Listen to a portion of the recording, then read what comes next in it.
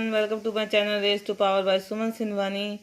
So exercise 7.3 question है write the fractions are all these fraction equivalent.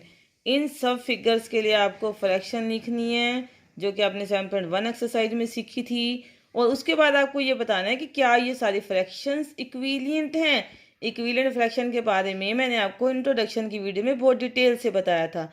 अगर किसी ने वो वीडियो नहीं देखी है तो दोबारा देख लें।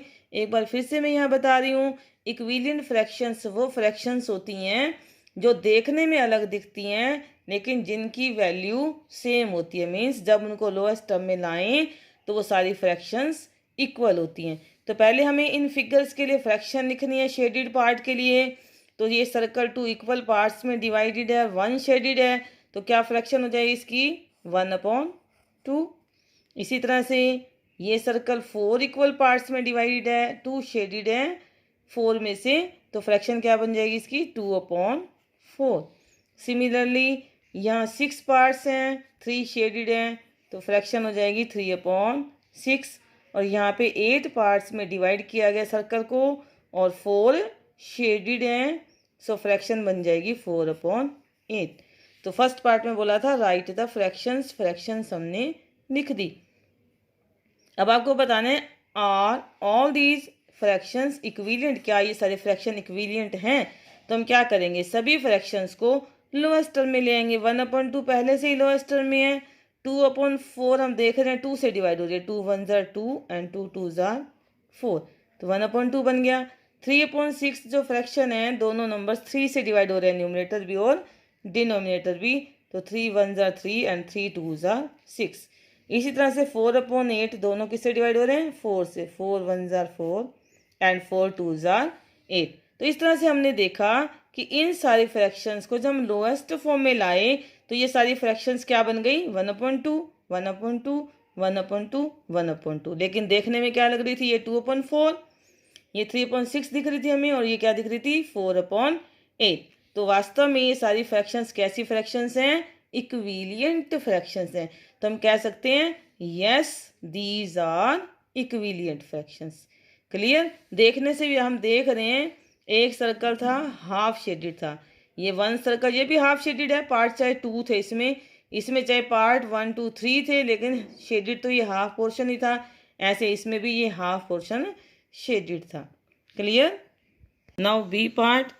उसी तरह से बी पार्ट में भी पहले सभी फिगर्स के लिए आपको फ्रैक्शन लिखनी है, फिर आपको चेक करना है कि क्या ये इक्विवेलेंट फ्रैक्शंस हैं या नहीं हैं। तो आप देखो यहाँ पे हमारे को 12 सर्कल्स दिख रहे हैं जिसमें से 4 शेडेड हैं, तो फ्रैक्शन क्या बन गई 4/12। इस पार्ट में आप देखो टोटल 9 सर्कल्स हैं और जिसमें से 3 शेडेड हैं, तो ये बन गई 3/9। इसी तरह से इस पार्ट में 6 सर्कल्स हैं और 2 शेडेड हैं, सो 2/6। इसी तरह से इस फिगर में देखो 1 शेडेड है 3 में से, तो ये बन गई 1/3। और इस फिगर में हम देखेंगे टोटल 15 सर्कल्स हैं और जिसमें से 6 शेडेड हैं और जिसके लिए फ्रैक्शन बन गए 6/15। अब आपको चेक करना है कि क्या ये इक्विवेलेंट फ्रैक्शंस हैं। उसी तरह से 4/12 4 से डिवाइड हो रहा है, दिस इज 1/3। 3/9 3 से डिवाइड हो रहा है, दिस इज 1/3। इसी तरह से 2/6 2 से डिवाइड हो रहा है, दिस इज 1/3। 1/3 तो पहले से ही लोएस्ट टर्म में है।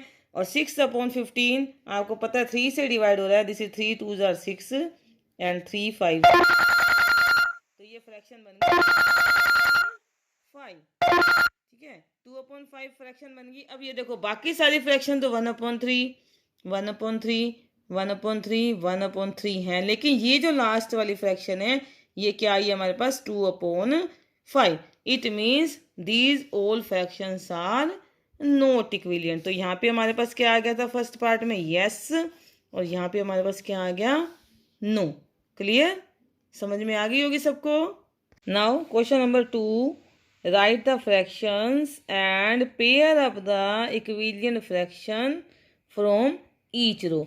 इन सभी फिगर्स के लिए आपको फ्रैक्शंस लिखनी है और फिर जो उसमें से इक्विवेलेंट फ्रैक्शन आएंगी ऊपर वाली रो से नीचे वाली रो के साथ जो फ्रैक्शन इक्विवेलेंट होंगी उनको पेयर अप करना है, मीन्स उनके पेयर बनाने हैं। तो सबसे पहले हम फ्रैक्शंस लिखेंगे। आप देख रहे हो 2 पार्ट्स हैं, 1 शेडेड है, तो फ्रैक्शन क्या बन गई इसके हमारे पास 1/2। इसी तरह से यहाँ 6 पार्ट्स हैं और ये फ्रैक्शन क्या बन गई हमारे पास, शेडेड कितने हैं 4, और ये बन गई हमारे पास 4/6। इसी तरह से नेक्स्ट वाली में 3, 3, 6 और 3 9 पार्ट्स हैं, 3 शेडेड हैं, तो फ्रैक्शन बन गई हमारे पास 3/9। इस तरह से यहाँ पे हमारे पास 8 पार्ट्स हैं, 2 शेडेड हैं, तो ये हो गया आपके पास 2/8। और नेक्स्ट पार्ट में 4 पार्ट्स हैं, 3 शेडेड हैं, और फ्रैक्शन बन गई हमारे पास 3/4। क्लियर। इस तरह से इन सब फिगर्स के लिए हमने फ्रैक्शन लिख ली। अब नीचे वालों के लिए भी लिख लेंगे।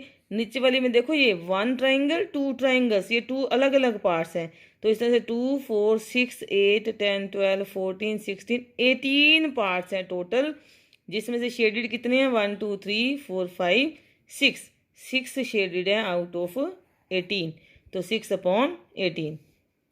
इसी तरह इसमें से 1, 2, 3, 4, 4 + 4 8, टोटल 8 पार्ट्स में से 4 शेडेड हैं, सो दिस इज 4/8। इसी तरह से ये हमारे पास है 1, 2, 3, 4, 8, 12, 16, और 16 में से 4 शेडेड नहीं है, मीन्स 12 शेडेड हैं, सो दिस इज 12/16। इसमें हमारे पास 1, 2, 3, 4, 6, 8, 10, 12 पार्ट्स हैं टोटल, और जिसमें से शेडेड पार्ट कितने हमारे पास 3, 4, 5, 6, 7, 8 आर शेडेड।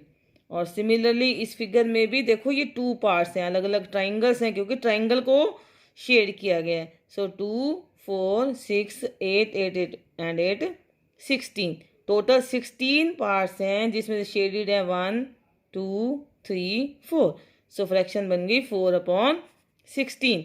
अब इस ऊपर वाली फ्रैक्शंस को नीचे वाली फ्रैक्शन के साथ जो उसकी इक्विवेलेंट फ्रैक्शन है उनको मैच करना है। तो 1/2 के इक्विवेलेंट कैसे, कौन सी फ्रैक्शन है ये हमें बतानी है, कौन सी इसकी इक्विवेलेंट है। तो इक्विवेलेंट फ्रैक्शन निकालने का सबसे अच्छा मेथड ये है, पहले इन सब फ्रैक्शंस को हम लोएस्ट फॉर्म में ले आते हैं। जैसे 1/2 पहले से ही लोएस्ट में है, 4/6 बनाएंगे तो क्या बन जाएगी, ये 2 पे कैंसिल हो रहा है 2/3। ऐसे 3/9 है तो क्या बन जाएगी 1/3। ऐसे ही 2/8 को लोएस्ट फॉर्म में लाएंगे तो ये बन जाएगी 1/4, और 3/4 पहले से ही लोएस्ट फॉर्म में। इसी तरह से इनको भी लोएस्ट में ले आएंगे, 6 से डिवाइड हो रहे हैं, 6 1 jar and 6 3 jar, 4 1 jar and 4 2 jar, और ये 4 से डिवाइड हो रहे हैं, 4 3 जार 12 एंड 4 4 जार 16। ये फिर से 4 से हो रहे हैं, 4 2 जार 8 एंड 4 3 जार 12। ये भी 4 से डिवाइड हो रहे हैं, 4 1 जार 4 एंड 4 4 जार 16। तो इस तरह से सभी फ्रैक्शंस को हमने लोएस्ट फॉर्म में ला दिया है। अब हम मैच करेंगे कि कौन सी फ्रैक्शन किसकी इक्विवेलेंट है।